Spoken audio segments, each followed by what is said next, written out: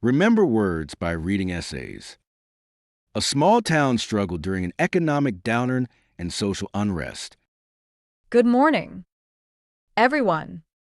Today, we are going to study an article entitled A Small Town Struggle During an Economic Downturn and Social Unrest. First, I'd like you to listen to the entire passage once. Please focus on the general meaning and overall situation described in the text, without worrying too much about specific words. The once peaceful town of Ur was now plagued by crime and poverty. Shops were often ransacked at night, and the police seemed powerless. The mayor tried to focus on the minutiae of governance, but he ignored the nitty-gritty of real social issues, wasting funds on boondoggles instead of helping citizens. Before releasing the town's financial report, his assistants made edits mutatis mutandis, but the numbers still painted a stark picture. The town was descending into chaos. Businesses had dug into deep debt, residents were beset by unemployment, and the economy had lapsed into crisis. Many found themselves in a funk, moping in despair, some just traipsing around the empty streets with nothing to do. Meanwhile, a group of young influencers started to show off their flashy cars online, trying to dangle an image of success before struggling residents. Their behavior was so snotty that it infuriated locals. Some teenagers, enwrapped by the illusion, wasted money to imitate them, only to end up broke. When a robbery occurred in broad daylight, the onlookers were overawed into silence, while others simply freaked out and ran. The town council tried to reprimand and even chastise citizens for laziness, but their speeches only revealed their ineptitude. Worse still, the town was battered by a winter storm, destroying infrastructure, and the disaster was compounded by supply shortages. Citizens grew angrier. Some accused the government of trying to keep a lid on public opinion. Others argued that regulations did nothing but crimp innovation and solutions. In the end, the town realized that survival depended not on the grand promises of politicians, but on neighbors helping neighbors, sharing food, repairing homes, and rebuilding trust from the ground up. Now, let's listen to the passage for the second time. This time, I will pause from time to time to explain some key vocabulary and important phrases used in the article. While listening, try to notice how these expressions help convey the social and economic issues in the town. The once peaceful town of Ur was now plagued by crime and poverty. Let's look at the phrase of Ur in the sentence. The once peaceful town of Ur was now plagued by crime and poverty. Of yore is a formal and literary expression that means from long ago or in the distant past. It's not commonly used in everyday conversation, but you'll often see it in stories, historical writing, or reflective descriptions. Here, the author uses it to strongly contrast the town's peaceful past with its troubled present, which adds a sense of nostalgia and loss. Teacher, can we just say in the past instead of your? Yes, grammatically you can, but the tone would change. In the past is neutral and modern, while of your sounds more poetic and emotional. It helps the reader feel that the past was not just earlier, but almost forgotten or idealized. Is of your used in speaking English? Not usually. In spoken English, people prefer long ago or years ago. Of yore is mainly used in literary or descriptive writing, like this article, to create a serious or reflective mood. Shops were often ransacked at night, and the police seemed powerless. Now, let's focus on the word ransacked. As used in the sentence, shops were often ransacked at night. Ransacked means to search a place violently and thoroughly, often causing damage, usually in order to steal something. This word suggests chaos and destruction, not a calm or orderly search. by choosing ransacked instead of simply robbed. The writer emphasizes how severe and frequent the crime in the town has become. Teacher. Does ransacked always involve stealing? Most of the time. Yes. It usually implies that someone is looking for valuables and leaves the place in a mess. However, the key idea is the violent and destructive searching, not just the theft itself. Can we use ransacked for places other than shops? Absolutely. You can say the house was ransacked or the office was ransacked. It's commonly used for buildings or rooms where things are thrown around and damaged during a search. The mayor tried to focus on the minutiae of governance. Next, let's look at the word minutiae, which appears in the sentence, the mayor tried to focus on the minutiae of governance. Minutiae refers to very small, minor, or trivial details, especially details that are not important in the larger picture. In this context, the author is criticizing the mayor for paying attention to tiny administrative matters while ignoring serious social problems facing the town. The word suggests misplaced priorities. Teacher. Is minutiae always negative? Not always. It can be neutral when small details truly matter, such as in science or law. But here, it's used negatively, because focusing on minor details prevents the mayor from solving major issues. Is minutiae singular or plural? Good question. Minutiae is actually plural, and it's usually used that way. We normally don't use the singular form minutiae in everyday English. But he ignored the nitty-gritty of real social issues. Now, let's examine the expression nitty-gritty. Used in the sentence, he ignored the nitty-gritty of real social issues. Nitty-gritty is an informal expression that means the most basic, practical, and important details of a situation. It refers to the core of a problem, the part that really matters.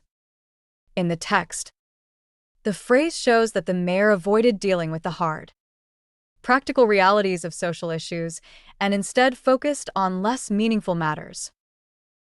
Teacher. Is nitty-gritty formal English? Not really. It's considered informal, so it's common in speech, journalism, and essays, but it's usually avoided in very formal academic writing. Can we use nitty-gritty in everyday conversation? Yes, absolutely. For example, you can say, let's get down to the nitty-gritty, meaning you want to talk about the most important details. Wasting funds on boondoggles instead of helping citizens.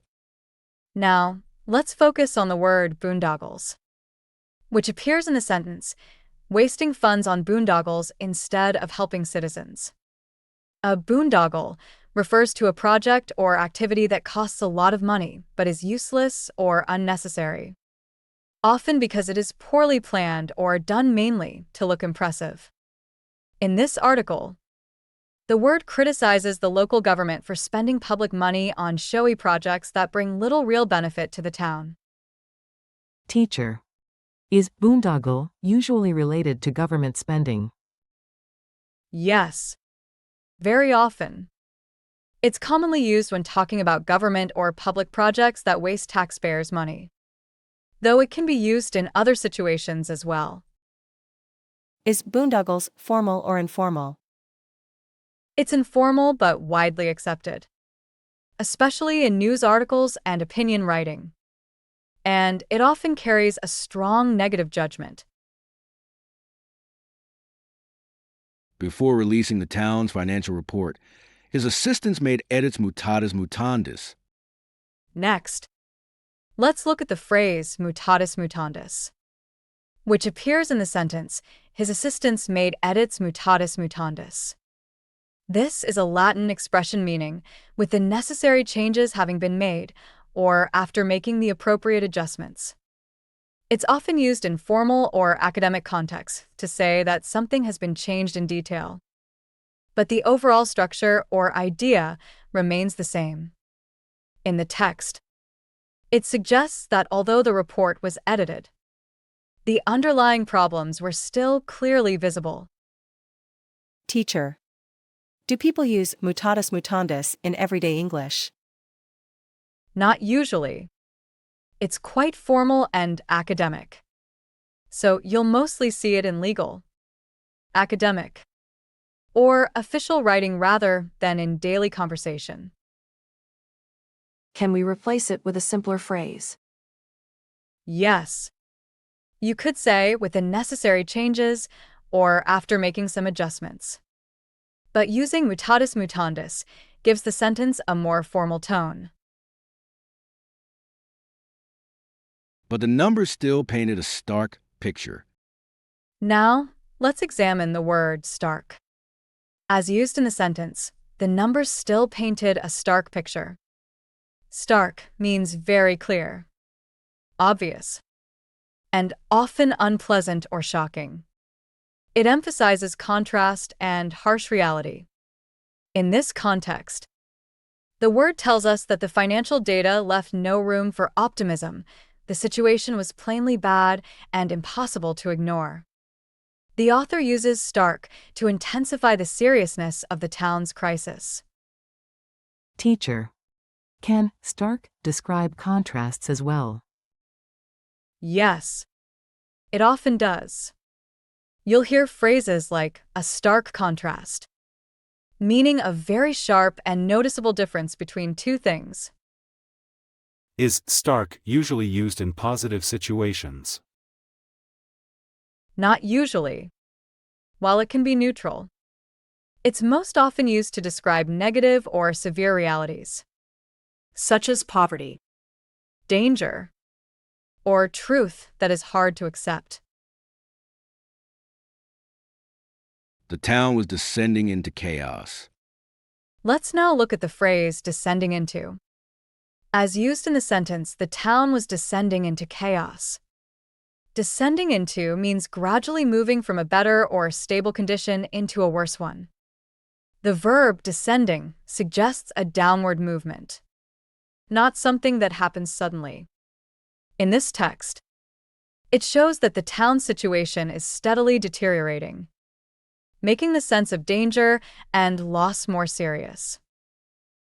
Teacher. Can descending into be used for emotions as well? Yes, it can. For example, you can say, he descended into despair, which means his emotional state slowly became worse. Is descending into more formal than becoming? Yes, becoming is neutral, but descending into is more dramatic and expressive, and it clearly implies a negative change. Businesses had dug into deep debt. Next, let's focus on the phrase dug into, which appears in the sentence, businesses had dug into deep debt. Dug into is a metaphorical expression meaning to enter or engage deeply in something, often with a sense of effort or difficulty. In this context, it means that businesses took on significant debt, perhaps even more than they could manage. The phrase suggests that it wasn't just a casual situation, it was a serious and challenging financial situation for these businesses. Teacher. Can dug into be used in other situations? Yes, it can. For example, you could say, she dug into her studies, meaning she focused intensely and worked hard. It implies a deep involvement, whether it's in work, studying, or even a problem. Is dug into a formal phrase? Not at all. It's informal and often used in everyday speech or writing. It's a way to describe effort or involvement, but in a more casual and figurative sense. Residents were beset by unemployment. Let's now focus on the word beset, which appears in the sentence, residents were beset by unemployment. Beset means to be overwhelmed or surrounded by something difficult or negative. It suggests that the residents were not just facing unemployment, but that it was a constant and overwhelming problem that affected many aspects of their lives. The word gives a sense of being trapped or helpless in a situation. Teacher. Does beset only refer to negative situations? Yes. Beset is almost always used to describe problems or difficulties, such as being beset by challenges, troubles, or dangers. It highlights that these issues are pressing and often hard to escape. Can you use beset in other contexts? Like with people? Yes, absolutely. For example, you can say he was beset by worries, meaning that worries surrounded him and caused him stress. It's a versatile word for describing situations where something unwanted surrounds or troubles someone. An economy had lapsed into crisis. Now let's look at the phrase lapsed into. Used in the sentence, the economy had lapsed into crisis. Lapsed into means to gradually fall into a state, usually an undesirable or weaker condition. It suggests a slow decline rather than a sudden change. In this text, it tells us that the economy did not collapse overnight, but slowly slipped into a serious crisis. Teacher. Can lapsed into be used with habits or behavior? Yes, very often. For example, he lapsed into silence or she lapsed into bad habits. It commonly describes a return to an earlier or negative state. Is lapsed into formal English? It's neutral to slightly formal, so it works well in written English and more serious spoken contexts. Many found themselves in a funk, moping in despair. Let's now focus on the phrase in a funk.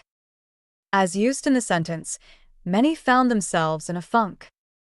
Moping in despair. In a funk is an informal expression that means feeling depressed, discouraged, or in a low emotional state. It describes a mood rather than a clinical condition. In the text, it helps us understand the emotional impact of the economic crisis on the townspeople, showing that their sadness and lack of motivation were widespread. Teacher.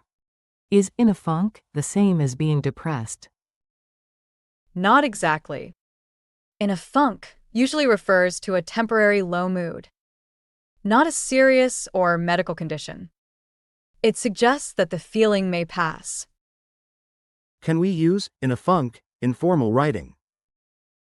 It's best used in informal or semi-formal contexts, such as stories or articles like this one.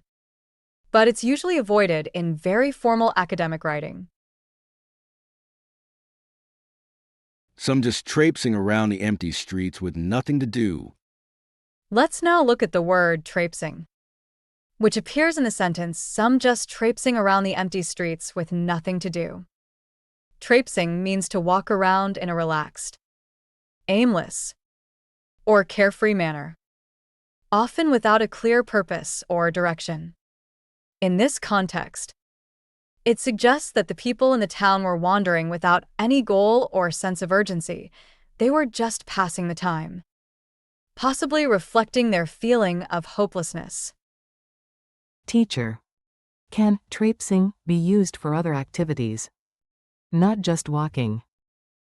Yes, it can, although it's often used for walking. You could also say they were traipsing through their tasks, meaning they were going through activities without focus or care. It has that idea of being unhurried or aimless. Is traipsing a formal word? No. It's informal and often used in a casual or playful context. It's great for describing a relaxed, carefree walk or activity, but it wouldn't be used in serious or formal writing. Meanwhile, a group of young influencers started to show off their flashy cars online. Now. Let's focus on the phrase show off, which appears in the sentence. A group of young influencers started to show off their flashy cars online. To show off means to display something in a way that is intended to attract attention or impress others. In this context, the influencers are flaunting their luxury cars to make others envy their lifestyle or success, even though the town is struggling. Teacher. Is show off always about bragging? Yes. It usually has a negative connotation of boasting or drawing attention to something in a way that can seem arrogant. It's often about trying to make others feel impressed or inferior. Can we use show off for things other than possessions? Definitely. You can also use it for talents or achievements. For example, he was showing off his singing skills at the party. It still means trying to get attention for something you're good at, but in a more personal way.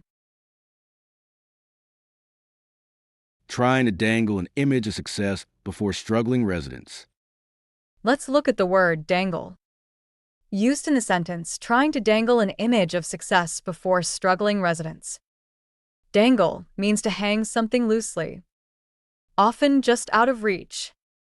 In this context, it suggests that the influencers were presenting a picture of success in a way that was meant to tempt or entice the struggling people. But it was unattainable. Teacher. Can dangle also mean to literally hang something? Yes, exactly. Dangle can describe something physically hanging, like a key on a string. But here, it's used metaphorically to suggest something attractive but out of reach. Is dangle only used in negative situations? Not necessarily. It can be used in a neutral or even positive sense. Like, she dangled the keys in front of me. But in this text, it carries a negative feeling because it involves manipulation. Their behavior was so snotty that it infuriated locals. Now. Let's focus on the word snotty. As used in the sentence, their behavior was so snotty that it infuriated locals. Snotty is an informal and somewhat negative adjective that describes someone acting arrogant, Rude. or disrespectful, often in a way that feels superior or condescending. In this case, the influencer's behavior was snobbish. They were showing off and acting as if they were better than everyone else, which angered the local residents. Teacher. Does snotty always mean rude? Yes. When we use snotty, it typically describes someone who is acting in a spoiled, disrespectful, or superior way. It's often used to describe a tone of voice or attitude that makes others feel inferior. Can we use snotty for things, not just people? Great question. Snotty is mostly used for people. But you might also hear it used to describe things like a snotty piece of clothing, meaning it's overly fancy or showing off. But it's much more common when talking about someone's attitude. Some teenagers, enwrapped by the illusion, wasted money to imitate them, only to end up broke. Let's now focus on the word enwrapped. Used in the sentence, some teenagers, enwrapped by the illusion, wasted money to imitate them. Enwrapped means to be completely surrounded or absorbed by something, often in a way that you can't easily escape. In this context, It suggests that the teenagers were completely caught up or immersed in the false idea of success that the influencers were presenting, to the point where they couldn't see the consequences of their actions. Teacher. Is enwrapped the same as wrapped up? Yes, it's very similar. Both expressions mean being completely involved in something. But enwrapped sounds a bit more intense and formal.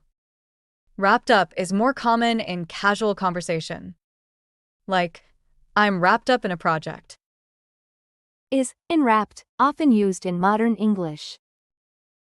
No. Enwrapped is quite old-fashioned and formal. You might hear it in literature or poetry. But in everyday speech, we typically use wrapped up or caught up instead. When a robbery occurred in broad daylight, the onlookers were overawed into silence. Let's look at the word overawed. Used in a sentence, when a robbery occurred in broad daylight, the onlookers were overawed into silence. Overawed means to be filled with a sense of awe or fear, to the point where you're unable to react or speak. It suggests that the onlookers were so shocked or impressed by the seriousness of the situation that they couldn't do anything. They were left speechless. Teacher. Does overawed always mean feeling afraid? Not always. While it often involves fear, overawed can also mean being so impressed or overwhelmed by something that you're left unable to respond. It can be a mix of fear and admiration. Can you use overawed for something other than people? Yes. Although it's most often used for people. You could say something like, the breathtaking view overawed me. But usually, it's about how someone feels in response to something powerful or intense. While others simply freaked out and ran. Next, let's look at the phrase freaked out. Used in a sentence while others simply freaked out and ran. To freak out means to become very anxious, scared, or upset, often in an exaggerated or uncontrolled way. It suggests a strong emotional reaction, like panic or fear, that makes someone act in a sudden, sometimes irrational manner. In this case, the onlookers panicked when they saw the robbery happening. Teacher. Is freaked out only about fear? Mostly. Yes. It's often used to describe emotional reactions to fear, stress, or surprise. But it can also be used when someone gets upset or angry, not just scared. For example, she freaked out when she lost her phone. Can freaked out be used in formal writing? No. Freaked out is very informal and generally used in spoken language or casual writing. In more formal writing, you might use expressions like panicked or became agitated instead. The town council tried to reprimand and even chastise citizens for laziness. Now, let's focus on the word reprimand. As used in the sentence, the town council tried to reprimand and even chastise citizens for laziness. Reprimand means to officially scold or criticize someone for doing something wrong. It is usually a formal expression of disapproval. In this case, the town council is attempting to scold or criticize the residents for their perceived lack of effort in addressing the town's problems. Teacher. Is reprimand the same as punish? Not quite. While reprimand involves expressing disapproval or criticism, punishment involves taking action, like a fine or consequence. A reprimand is more about telling someone they've done something wrong without necessarily imposing a punishment. Can reprimand be used in informal situations? Usually, reprimand is used in formal contexts, like work or school settings, or when someone in authority is giving a warning or correction. In casual conversation, we might say something like scolded or told off instead. Now, Let's look at the word chastise, which appears in the sentence, "The town council tried to reprimand and even chastise citizens for laziness." Chastise means to punish or severely criticize someone for their actions. It's a stronger word than reprimand, and suggests a more intense or harsh form of criticism. In this case, the town council isn't just giving a mild warning, they're actively criticizing and punishing the residents for not meeting their expectations. Teacher. Is chastise the same as scold? It's similar, but chastise is a bit more formal and intense, while scold can be a mild reprimand. Chastise often involves strong disapproval and can sometimes feel more severe. Can we use chastise in casual conversation? It's not commonly used in casual conversation because it sounds very formal. You're more likely to hear it in formal writing or when discussing serious criticisms, especially in the context of authority figures like parents, teachers, or leaders. But their speeches only revealed their ineptitude. Let's now look at the word ineptitude. Used in the sentence, their speeches only revealed their ineptitude. Ineptitude means a lack of skill or ability to do something properly. It suggests that the town council's actions were ineffective or unskilled, and their speeches only made their failure more obvious. Teacher. Is ineptitude the same as ignorance? Not exactly. Ignorance means not knowing something, while ineptitude means being unable to perform a task well, even if you know how to do it. It's more about lack of ability than lack of knowledge. Can we use ineptitude in casual conversations? It's quite formal, so it's typically used in writing or when discussing serious issues. In casual conversation, you might just say someone is bad at something or incompetent. Worse still, the town was battered by a winter storm, destroying infrastructure. now, Let's look at the word battered. Used in the sentence, the town was battered by a winter storm. Battered means to be repeatedly hit or damaged in a forceful way. It suggests that the town didn't just face a storm, but was severely affected by it, almost like it was physically attacked. This word emphasizes the intensity and repeated nature of the damage caused by the storm. Teacher. Can battered be used for things other than storms? Yes, absolutely. Battered can describe things that are physically damaged or worn down. For example, the old car was battered from years of use. Or, she had a battered reputation. It's often used to suggest something has been damaged over time. Is battered always negative? Yes. It's generally negative. It implies that something has been damaged or harmed, whether physically, emotionally, or even reputationally. It gives the sense of something being worn down or weakened. And the disaster was compounded by supply shortages. Let's now focus on the phrase compounded by. Used in the sentence, the disaster was compounded by supply shortages. Compounded by means to make a situation worse by adding more problems or challenges to it. So, in this case, the town's disaster wasn't just the storm, it was made worse by a lack of supplies, which created an even more difficult situation for the residents. Teacher. Can we use compounded by for any type of problem? Yes, you can. It's often used when one problem is made worse by another. For example, his stress was compounded by a lack of sleep. It shows that multiple factors are making the situation harder. Can, compounded by, be used in informal conversation? It's more formal and often used in writing. But you might hear it in discussions where multiple problems are being talked about. In casual conversation, you might just say something like made worse by or added to. Citizens grew angrier.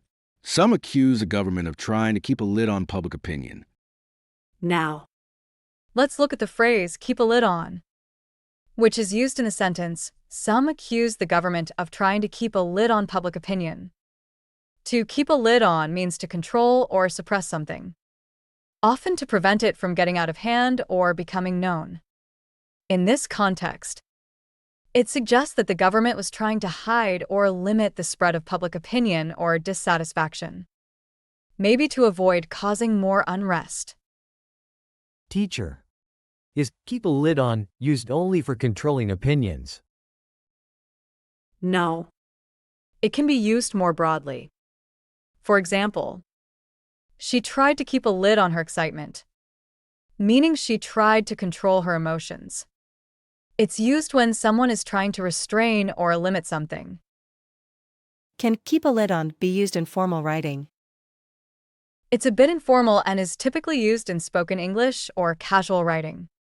In more formal contexts, you might use phrases like suppress or control instead.